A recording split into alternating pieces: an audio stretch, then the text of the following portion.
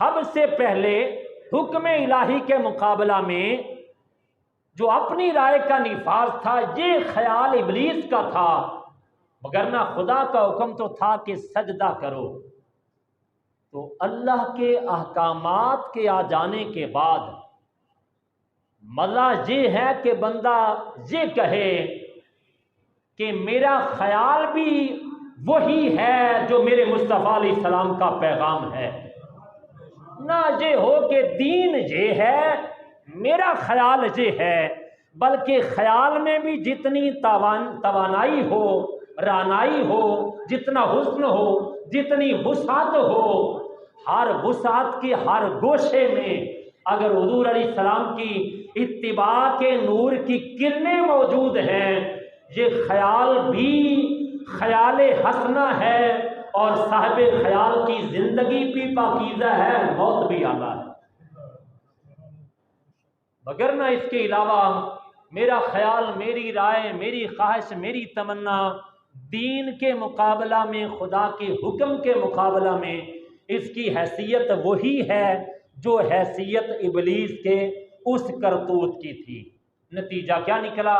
جب اس نے کہا کہ اچھا میں اس لیے یہ کہہ رہا ہوں، اللہ رب العزت نے فرمایا قال فاہبط منها فما يكون لك ان تتكبر فيها فاخرج انك من الصاغرين۔ فرمایا ہے بیٹی یہاں سے اتر جا۔ کس منصب پہ تھا؟ جنت کے مقام میں ہے، فردوس بری میں ہے۔ فرمایا یہاں سے نیچے اتر، فما یکون لک ان تتکبر فیہا، فرمایا اتنے اعلیٰ منصب پہ رہنے والے تجھے زیب نہیں دیتا کہ تو یہاں تکبر کرے۔ فاخرج، یہاں سے نکل، فإنک من الصاغرین، انک من الصاغرین، بے شک تو ذلیلوں میں سے ہے۔ خدا کے حکم کے مقابلہ میں منصب نہیں دیکھا جاتا کہ کتنا اونچا ہے، اس ذات کا حکم دیکھا جاتا ہے کہ وہ کتنا عرفہ ہے۔ فرمایا انک من الصاغرین، تو ذلیلوں میں سے ہے۔ قال، اس نے عرض کی انظرنی الی یوم یبعثون، یا اللہ مجھے مہلت دے، کب تک؟ یبعثون، اس دن تک جب لوگ اٹھائے جائیں گے، یعنی قیامت تک۔ اللہ تعالیٰ نے فرمایا قال انک من المنظرین، فرمایا جا تو مہلت والوں میں سے ہے۔ مہلت مل گئی اس کو۔ اب یہ مہلت اس کے لیے کہاں تک ہے؟ الی یوم یبعثون، قیامت کے دن تک ہے، اس کے بعد یہ مہلت نہیں ہے۔ اب طاقت اس کی کیا ہے؟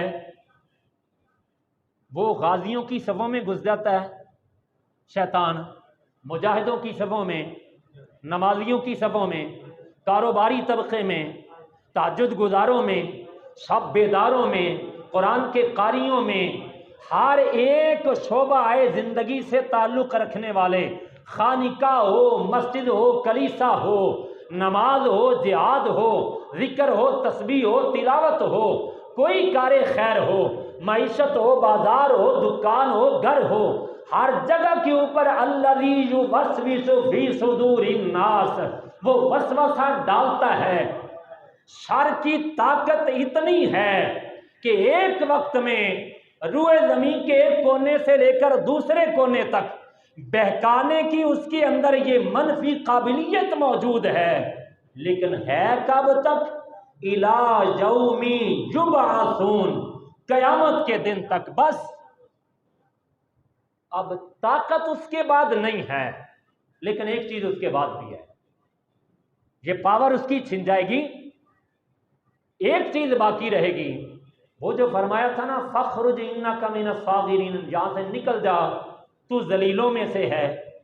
تو طاقت دی اس کو، قیامت تک اس کو شمار کیا جا سکتا ہے، گنا جا سکتا ہے کہ اتنے سالوں تک اس کے پاس طاقت ہے، مگر یہ جو ذلت ہے، یہ جو رسوائی ہے، یہ جو اس کو ملعون قرار دیا گیا ہے، اس کو جو لعنتی قرار دیا گیا ہے، طاقت کی حد ہے، اس کی ذلت کی کوئی حد نہیں ہے۔ اس کی اس طاقت کی حد ہے، اس کی ذلت کی کوئی حد نہیں ہے۔ اس کے باوجود لوگ طاقت کے اوپر فوکس کرتے ہیں، اس کی ذلت نہیں دیکھتے کہ کیا ہے۔ طاقت کی طرف جھکاؤ ہے، حقیقت کی طرف جھکنے کو معاشرہ تیار نہیں ہے۔ اس نے پھر کہا تھا فَبِمَا أَغْوَيْتَنِي لَأَقْعُدَنَّ لَهُمْ صِرَاطَكَ الْمُسْتَقِيمَ، بے باقی دیکھیے، کہنے لگا اس وجہ سے کہ معاذ اللہ، اے اللہ تو نے مجھے گمراہ کیا۔ ابلیس کہہ رہا ہے اس وجہ سے کہ تو نے مجھے گمراہ کیا، لَأَقْعُدَنَّ لَهُمْ صِرَاطَكَ الْمُسْتَقِيمَ، میں ضرور تیری سیدھی راہ پہ بیٹھوں گا، تیری سیدھی راہ پہ بیٹھوں گا۔ کیا کرے گا بیٹھ کر؟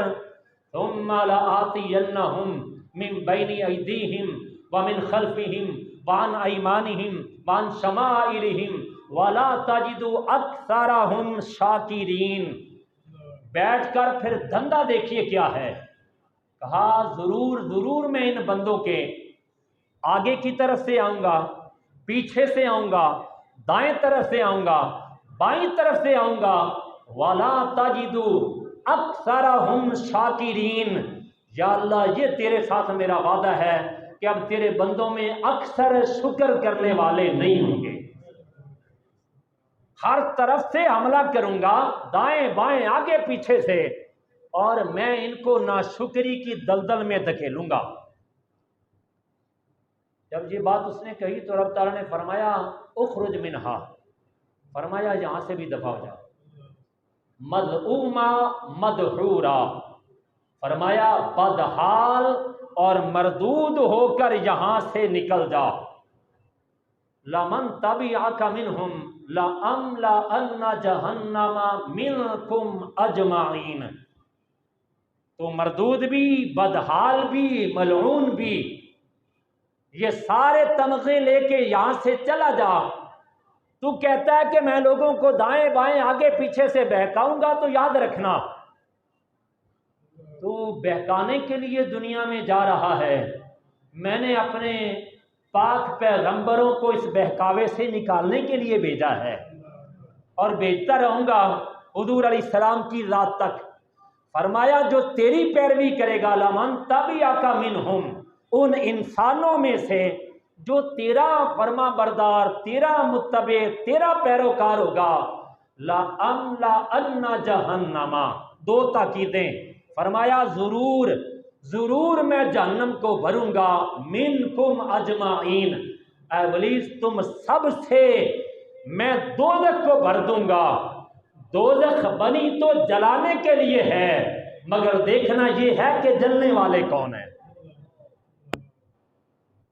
ہے تو ایندھن، ہے تو عذاب کے لیے، ہے تو رب کے قہر کا مظہر، ہے تو اللہ کے غضب کا مظہر، ہوگا تو وہاں پر عذاب الہی، مگر ہوگا کن کو؟ قرآن بتلا رہا ہے اے ابلیس جو تیرے پیروکار ہیں، دوزخ کے شعلے ان کے لیے ہیں، رسول اللہ صلی اللہ تعالی علیہ وسلم کے وفاداروں کے لیے تو نہیں۔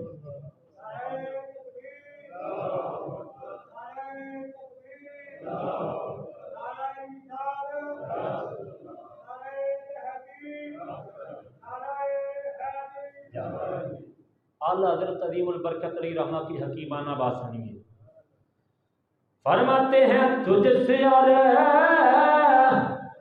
جہنم سے کیا غرض